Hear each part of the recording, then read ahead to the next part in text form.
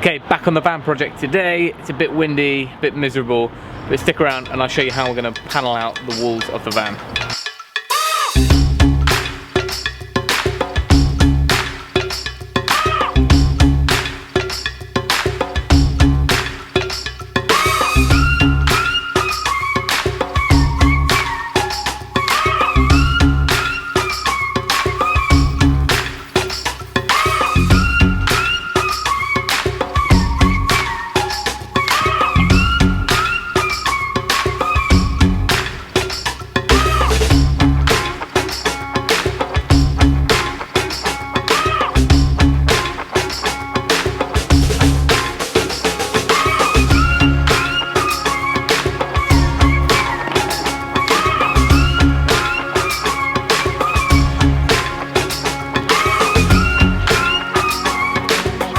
Quick explanation, I'm using 9mm ply for the walls. That's a little bit thicker than most people go for, but the weight increase on it for the whole van is only 20 kilo. They're 4 kilo heavier than the next size down, the next thickness down.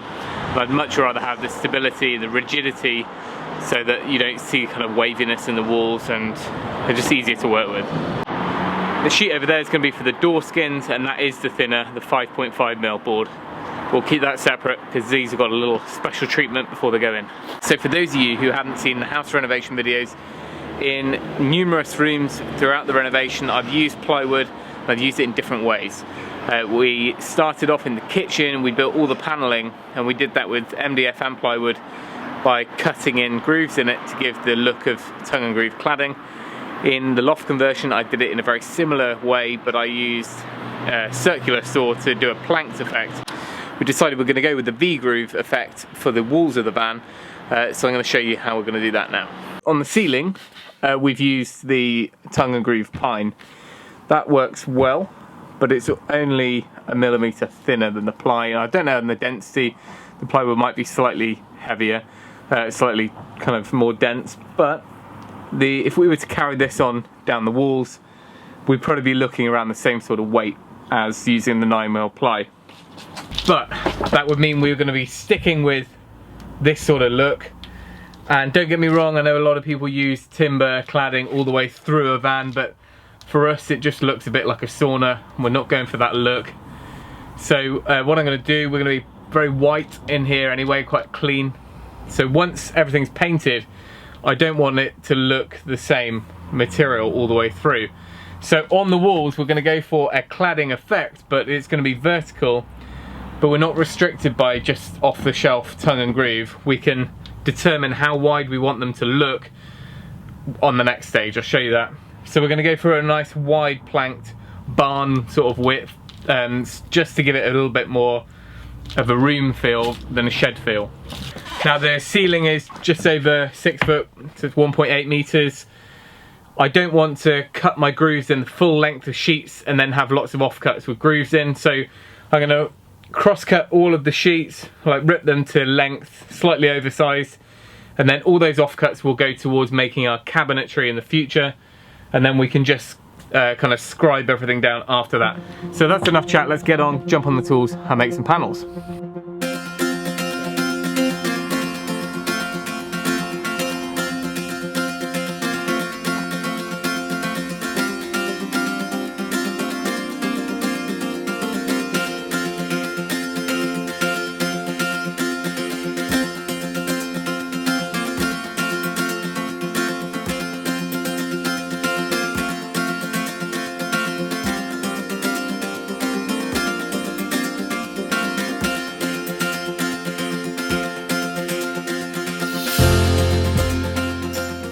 First up, I mark the point where I want my first groove. I'm doing 150mm or 6-inch boards, so I'm coming in 150mm off the first edge.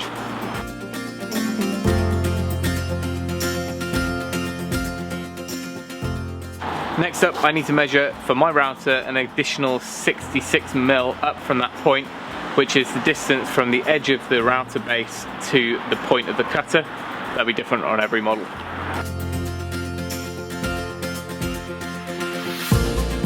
Okay, Now we want to line our straight edge up with that. I'm just using my timber ripping guide for my circular saw, but any straight flat board would do.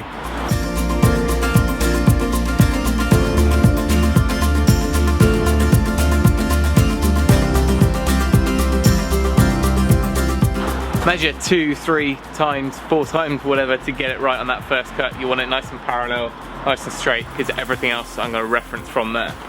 Now I'm ready to cut the line in first. Now you want to make sure that you can do it in one full swoop. Nothing's going to get in your way, the cable's not going to get snagged on anything, and that you can just do it in one smooth line, because as soon as you deviate from the board or just move a little bit, it's a bit of a nightmare and it really will skew the line.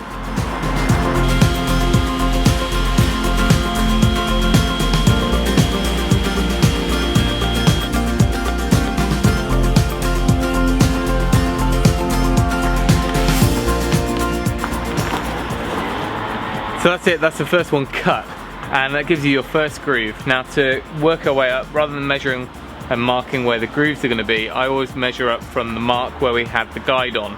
So if I move up 150mm from that guide, then the next groove will be in this, exact parallel line. There'll be another 150mm up from the first groove. So rather than trying to find the middle of the groove to measure from, do it that way, and then you should end up with the full board. With these sheets are a little bit over 120 centimeters wide, so you'll end up with a little bit of extra, which you can use to cut down to trim.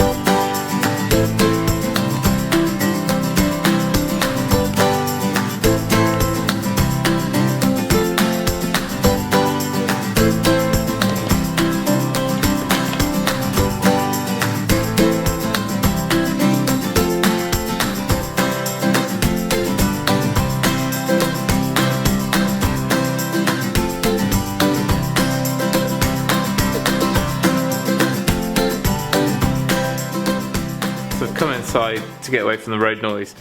The 4 main panels have been grooved now, they're all ready to go.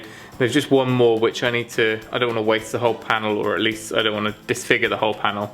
So I just need to cut that up a little bit before I decide which bits need to be grooved.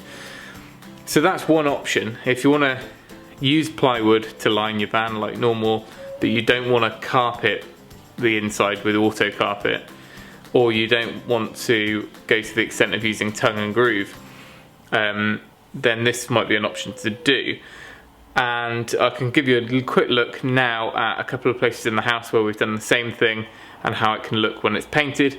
Of course you could varnish it or stain it or whatever you wanted to, and it can look pretty good. The only thing is you've got to remember that the grain pattern on plywood, or at least most regular DIY type construction plywood, is completely different from the actual, if you had a natural piece of wood, because it's peeled off the logs, so it kind of you have this kind of wavy grain, and of course it transfers from one strip to the next, so it's not that believable in as far as tongue and groove would never match up like that, but it can still give a pretty nice look. So you could go ahead and stain it. We're going to paint it, and I'll give you a look at some of the other bits in the kitchen which we've done in the same way. So down here, this is actually MDF, a moisture resistant MDF, and that's been grooved. That machines pretty well. You do need to get in there and sand these grooves, but when it's painted up it can look pretty nice. And same again up here on this full height kind of boxed in area, we've used MDF, and then the grooves have sanded nice and smooth, because they can get a little bit fluffy, especially if the bit's wearing out. And then around kind of some openings we've trimmed here. And whilst I'm at it, this is another option you can do. You could buy a pre-machined Mdf paneling system, and you can get this sort of reed and bead board as full sized sheets, or you could use this as an easy panel system, which is quite a thin MDF, which is then grooved, and it's also got some wood grain on there, which is a random effect. So that can look pretty good, but of course it only comes in limited heights, and you wouldn't want to use this alone on the van wall. You'd still have to use some plywood as your base layer and then this on top of it. But you know, you might get away with using that, or at least using it as cupboard doors or an inlay for a cupboard door. So that's it for this one. It's getting a bit dark. I need to tidy up, and there's plenty more that I need to do with my day. The next video will do the whole fit out, and that'll kind of be the scribing and the detail work of how we're going to fit it and attach it to the sides, any extra additional strengthening and support we want to put into the van before we attach them, and a few other bits and bobs like that. I need some more supplies for that. I'm also going to be framing out the windows, because I want to do that before I put the ply on, and that'll be another little kind of technique that I'm going to use to do that. So if you think that might be useful for a van or even a project, or it's pretty versatile, you can use it for loads of things, give us a thumbs up and let us know what you think. Hey, lucky you guys have to tidy up after all these videos. Right, thanks for watching. Remember, if you can, do it yourself, and we'll see you next time.